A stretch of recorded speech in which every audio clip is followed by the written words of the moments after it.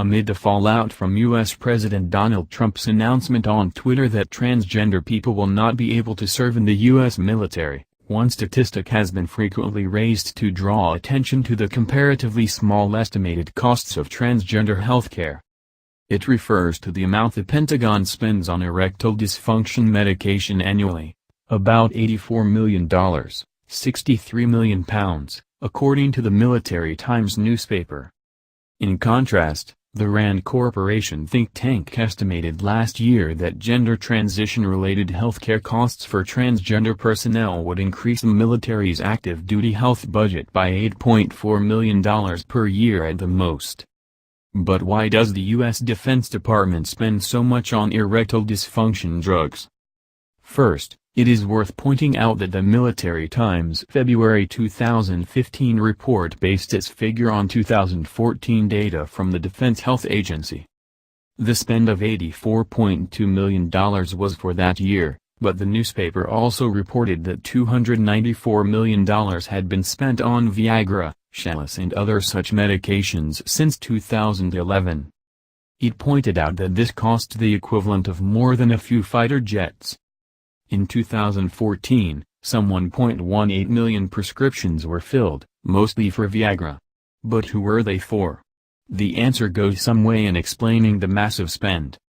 It is true that some of the erectile dysfunction medication went to active duty personnel. But the vast majority went to other groups eligible, including millions of military retirees and their family members. In fact, around 10 million people in total are estimated to be covered by the Pentagon's healthcare system, which cost $52 billion in 2012. It is well known that erectile dysfunction is more common among older men, which would explain a hefty bill for retired service members. In fact, less than 10% of the prescriptions were for active duty personnel, according to the Military Times. Still, erectile dysfunction among those currently serving in the U.S. military has been increasing since the wars in Iraq and Afghanistan began. A 2014 study by the Armed Forces Health Surveillance Branch, AFSP, found that 100,248 cases of erectile dysfunction were diagnosed among active service members between 2004 and 2013, with annual incidence rates more than doubling in that time period. Nearly half of all the cases were due to psychological causes, according to the study. A study published in the Journal of Sexual Medicine in 2015 found that male veterans with post-traumatic stress disorder, PTSD, were significantly more likely than their civilian counterparts to report erectile dysfunction or other sexual problems, according to the U.S. Department of Veterans Affairs. One study cited found that 85% of male combat veterans with PTSD report erectile dysfunction, nearly 4 times the rate among those returning from combat who are not diagnosed with a mental health disorder.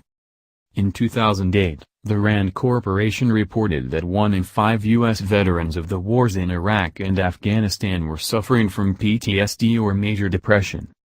However, a key statistic buried in the AFSP study of active duty personnel between 2004 and 2013 suggests one should be cautious of reading too much into the links between America's recent wars, PTSD and erectile dysfunction in relation to the military's massive spend on Viagra. Personnel who had never been deployed were actually more likely to suffer from erectile dysfunction than their counterparts who had been.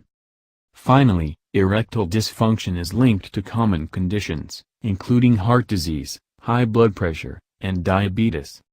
In 2007, it was estimated that the prevalence of erectile dysfunction among U.S. men was 18%.